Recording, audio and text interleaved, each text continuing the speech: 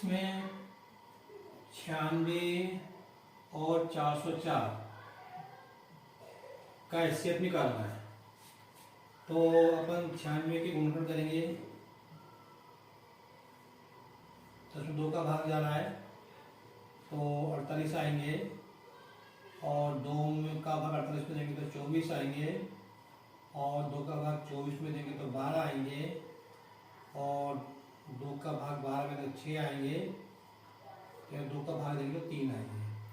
तो इस तरह से ये 96 के जो है गुणनखंड क्या हो जाएंगे, 3 2 5, 2 पे घात 5 गुणा 3 पे घात 1। ऐसे अपन 404 के अपन गुणनखंड करेंगे। तो इसमें 2 का भाग देंगे तो ये 202 आएगा, और फिर 202 में भाग 2 का भाग 202 में देंगे तो 101 आएगा। अब ये 101 तो अभाज्य संख्या है। मैं आपको पहले बता चुका हूँ कि अभाज्य संख्या क्या होती है, ये इस प्रकार की संख्या अभाज्य संख्या होती है। तो अब यहाँ पे 404 के जो है गुणनखंड क्या हो गए, 2 पे घात गुणा 101। तो अब इसका एचसीएफ क्या होगा, एचसीएफ देखो 2 इसमें से कॉमन आ रहा है तो 2। अब इससे छोटी घातें कितनी है, 2। 2 पे घात 2 मतलब 4, तो इनका एचसीएफ क्या होगा, ये 4 होगा। तो इसमें अपने 4 उत्तर दिए, 4 में से एक उत्तर में 4 दिया है, इसलिए ये सही है। अब उसके बाद दिया अपने को 12 और 15 का एचसीएफ अपने को निकालना है बच्चों। देखते हैं अपन 12 और 15 का एचसीएफ। तो पहली बात ध्यान रखो, एचसीएफ जब निकालते हैं तो एचसीएफ क्या होगा, या तो 12 होगा या 12 से कम होगा। तो 12 के अपन गुणनखंड करते हैं, तो 12 के गुणनखंड क्या होंगे, 2 गुणा 2 गुणा 3। ये अभाज्य संख्या है, देख लो इनमें से आएंगे वह संख्या। अब इसको अपन क्या लिख सकते हैं, इसको अपन लिखते हैं 2 पे घात 2 गुणा 3, ऐसा हम लिख सकते हैं। ये 15 के गुणनखंड क्या होंगे, 15 के जो है गुणनखंड हो जाएंगे 3 गुणा 5। तो इसको हम लिख सकते हैं 3 पे घात 1 गुणा 5 पे घात 1, ये 3 1 लिख दिया है। तो अब एचसीएफ क्या होगा यहाँ पे,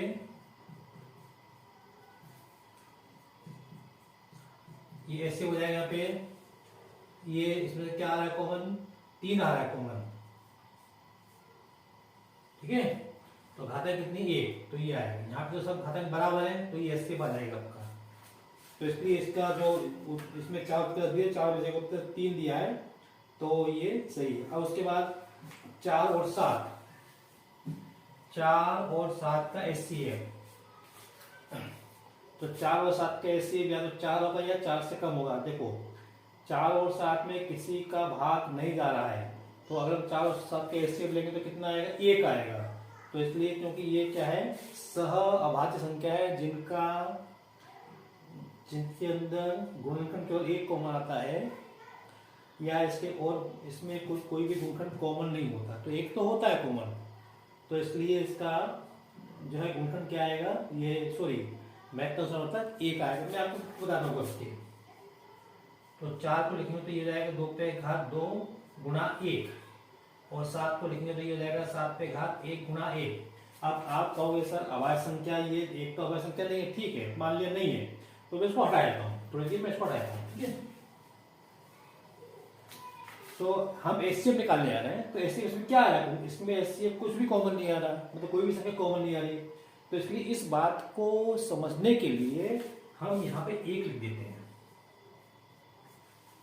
हालांकि 1 अभाज्य संख्या नहीं है, ठीक है।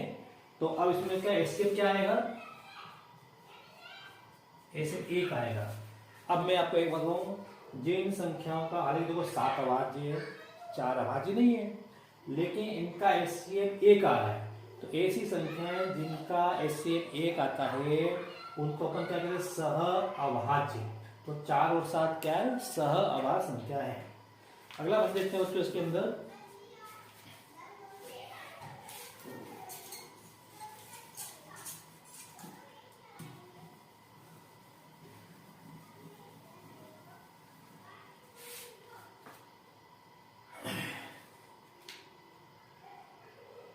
अब हमें 5, 15 और 20 का एचसीएफ निकालना है, एचसीएफ निकालना है। 5,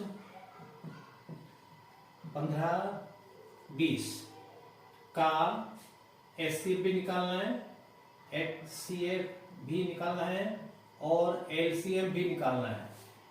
फिर इसमें कुछ आगे भी कहा है हमको कि LCM और HCF का अनुपात निकालना, मतलब LCM बटे HCF हमको निकालना है। तो देखो यहाँ पे, तो 5 के गुणनखंड क्या होंगे, 5 के गुणनखंड हो जाएंगे 1 गुना 5 और 15 के गुणनखंड क्या हो जाएंगे 3 गुना 5। तो इसको आप ऐसे लिखो 5 गुना 3 लिखो, अपने को 3 गुना 5 लिखना चाहिए लेकिन मैंने आपको समझने के लिए 3 लिख दिया। अब 20 के क्या हो जाएंगे गुणनखंड, 20 के हो जाएंगे 2 का वर्ग गुना 5। एक काम करते हैं, इसको मैं ऐसे ही लिख रहा हूँ जैसा आपको लिखना है। तो इसको मैं इसको ऐसे लिख दिया और इसको लिखा मैंने 3 गुना 5 और इसको लिखा 2 पे घात 2 गुना 5। अब देखो हम HCF निकालेंगे, तो HCF क्या होगा, पहले देखो इसमें क्या कॉमन आ रहा है, इसमें कुछ भी कॉमन नहीं आ रहा। इसमें 1 है, इसमें नहीं, इसमें 5, इसमें है, इसमें 5 आ रहा है, बिल्कुल सही। इसमें 5 आ रहा है कॉमन, 5 पे घात में कितनी 1, तो 5 कॉमन आ रहा है, तो 5 पे घात ये इसका HCF हो गया, 5 पे घात 1 मतलब 5। अब हमको LCM निकालना है, तो LCM निकालने के लिए हम देखेंगे कि क्या इसमें क्या कॉमन आ रहा है, तो 5 कॉमन आ रहा है। पहले मैंने 5 लिख लिया, अब 5 पे घातांक बड़ी घातांक कितनी है, सब में घातांक बराबर है तो 1 ही लिखेंगे। फिर उसके बाद संख्या लेंगे 3 ले लो, 3 पे घातांक कितनी है 1, 2 पे घातांक कितनी है 2। तो अब इसको हल करेंगे तो कितना आएगा, 2 का 4, 4 3 12, 12 पंजे 60, ये आपका HCF आएगा। तो मैंने HCF निकाली, कितना आया 5 आया, LCM कितना आया 60 आया। अब हमको LCM और HCF का अनुपात निकालना है, तो LCM बटे HCF, तो LCM कितना है, LCM 60 और ऐसे कितना 5, भाग देंगे तो कितना आएगा 12, तो 5 से 60 पढ़ेंगे 12 12, तो 12 बटे 1, तो ये आपका अनुपात होगा। अगर हमसे प्रश्न में HCF और LCM का अनुपात पूछते हैं तो यहाँ HCF लिखते हैं, LCM लिखते हैं, तो अनुपात क्या होता है 1 बटे 12। मैं आशा करता हूँ कि आपको मेरी बात समझ में आ रही होगी, ठीक है बच्चों। अब इसके बाद वो देखते हैं यहाँ पे 11 और 13 का HCF क्या होगा। 11 और 13 का HCF मैंने आपको बताया कि 11 और 13 में कोई भी संख्या कॉमन नहीं आ रही, एक को छोड़ के। 12 और 13 इसमें कुछ भी कॉमन नहीं आ रहा, एक को छोड़ के, तो इसका HCF कितना होगा, इसका HCF कितना होगा, इसका HCF 1 होगा। फिर इसके बाद पूछा है 8 9 25 का LCM, 8 9 25 मैं कर देता हूं आपको, सुना था यहाँ पे 8 9 और 25 का LCM निकालना है। तो फिर वही करेंगे, 8 के अपन करेंगे गुणनखंड, तो 8 के गुणनखंड हो जाएंगे 2 पे घात 3 और 9 को लिखेंगे अपन 3 का वर्ग और 25 को लिखेंगे 5 का वर्ग। अब तो LCM निकालना है, तो पहले आप देखेंगे इसमें कौन सा गुणनखंड कॉमन आ रहा है, तो इसमें कुछ भी कॉमन नहीं आ रहा है। अब देखेंगे ये जो संख्या है 2 3 5, तो 2 लिखो, 2 पे घातांक कितनी है 3, इसमें 2 एक ही वाला है ना कि केवल 2, इसमें तो नहीं 2, तो घातांक 3 आएगा गुणा 3 का वर्ग।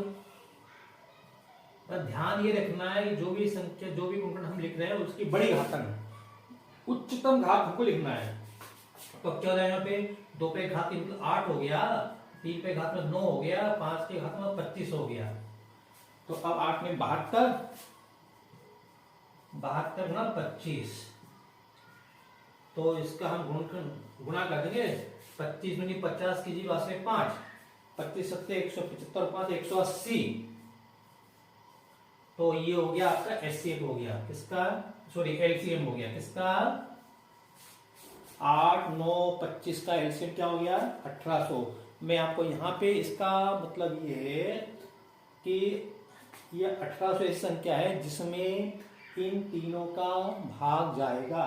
1800 से छोटी ऐसी कोई संख्या नहीं जिसमें इन तीनों का भाग जाएगा। बड़ी संख्या तो बहुत सारी होंगी। बस बच्चों वीडियो लंबा हो रहा है, इस वीडियो में इतना ही। अगर आपको मेरा वीडियो पसंद आया हो तो इसे लाइक करें, शेयर करें, सब्सक्राइब करें। Thank you.